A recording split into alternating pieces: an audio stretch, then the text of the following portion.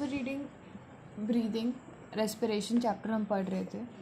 तो आज हमें स्टार्ट करना है मैकेनिज़्म ऑफ ब्रीदिंग के बारे में पढ़ने में कि एक्चुअली मैकेनिज़्म क्या है ब्रीदिंग करने का, हम सांस एक्चुअली लेते कैसे हैं।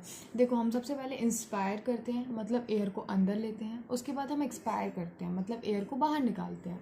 तो वो प्रोसेस क्या है जिसके थ्रू आप एयर को अंदर ले रहे हैं और एयर को बाहर निकाल रहे हैं। तो एयर के अंदर लेने वाले प्रोसेस को हम क्या बोलते हैं, इंस्पायरेशन कहते हैं, और बाहर निकालने वाले को एक्सपायरेशन।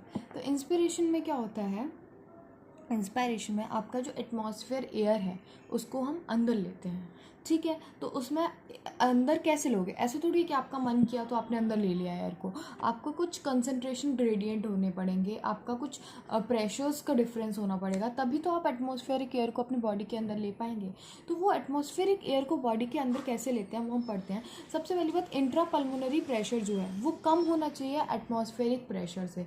इंट्रा पल्मोनरी प्रेशर बोले तो जो आपके लंग्स के अंदर का प्रेशर है वो कम होना चाहिए एटमॉस्फेरिक प्रेशर से, तभी आप एटमॉस्फेरिक एयर को अंदर ले पाएंगे, ठीक है। That is negative pressure in lungs with respect to atmospheric air. Negative pressure मतलब कम प्रेशर होगा, ठीक है। फिर उसके बाद आपका पूरा मैकेनिज्म बताया गया है कि कैसे होता है इंस्पिरेशन, कैसे होता है। सबसे पहले आपका कॉन्ट्रैक्शन होगा डायफ्राम का।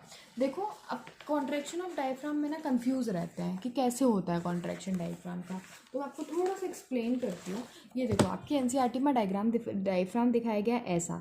तो ये ऐसा जो डोम शेप आपका डायफ्राम होता है ना, वो रिलैक्स स्टेट में है। ये आपका रिलैक्सड है, ये आपका कॉन्ट्रैक्टेड नहीं है। जब आपका डायफ्राम कॉन्ट्रैक्ट होता है ना तो वो ऐसे स्ट्रेट हो जाएगा। तो अब कोई चीज़ ऐसी है उसको आप ऐसे करके रखो, कोई चीज़ आपकी ऐसी है उस चीज़ को आप ऐसे करके रखोगे तो दैट मीन्स उस पर एक स्ट्रेच लगेगा ना। तो ये जो आपका डायफ्राम स्ट्रेट हो गया, इसी को हम बोलते हैं कॉन्ट्रैक्शन ऑफ डायफ्राम। तो आप डायफ्राम आपका कॉन्ट्रैक्ट हो जाएगा तो देखो ये वाला जो आपका एरिया है ये इसने एंटीरियर पोस्टीरियर एक्सिस, ये देखो ये आपका एंटीरियर हो गया, ये आपका पोस्टीरियर हो गया। तो डायफ्राम ने कॉन्ट्रैक्ट करके क्या किया, एंटीरियर पोस्टीरियर एक्सिस में आपका क्या कर दिया, वो इंक्रीज कर दिया, वॉल्यूम इंक्रीज कर दिया एंटीरियर पोस्टीरियर एक्सिस में, ठीक है। तो सबसे पहली बात तो आपको यही समझ में आनी चाहिए कि डायफ्राम कॉन्ट्रैक्ट करेगा और वॉल्यूम ऑफ थोरेसिक चैम्बर को इंक्रीज करेगा in the anterior posterior axis. तो सबसे पहली चीज़ तो किसका रोल मैंने आपको बता दिया, डायफ्राम का रोल बता दिया। अब दो चीज़ों का रोल और होता है, कौन कौन सी है दो चीज़ें। एक तो होता है external intercostal muscle. External intercostal muscle क्या, देखो रिब्स के, जैसे आपकी रिब्स है ना, रिब्स के आउटर सरफेस पे एक्सटर्नली कुछ in between ribs muscles present होती हैं, उनको हम बोलते हैं एक्सटर्नल इंटरकोस्टल मसल्स, ठीक है। उसके बाद स्टर्नम, आपका स्टर्नम तो मैंने आपको बताया था आपका डॉर्सली वेंट्रली प्रेजेंट होता है, ठीक है। फिर उसके बाद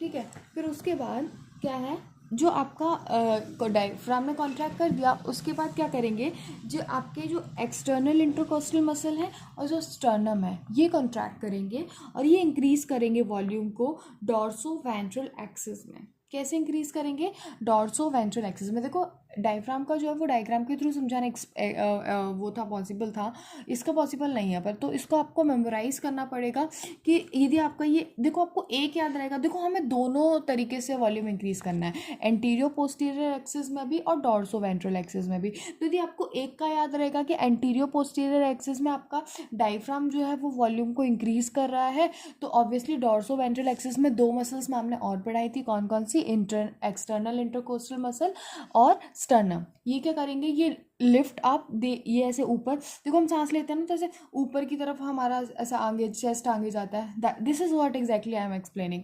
तो ऐसे ऊपर की तरफ जाएगा और चेस्ट और डॉर्सो वेंट्रल एक्सिस में आपका एरिया इंक्रीज हो जाएगा। डॉर्सो वेंट्रल एक्सिस मैंने आपको डॉर्सल और वेंट्रल मैंने आपको समझाए थे, आई होप समझ में आ रहा होगा। आप ऐसे सांस लो तो आपका चेस्ट ऊपर जा रहा है, दैट मीन्स आपका डॉर्सो वेंट्रल एरिया इंक्रीज हो रहा है, ठीक है।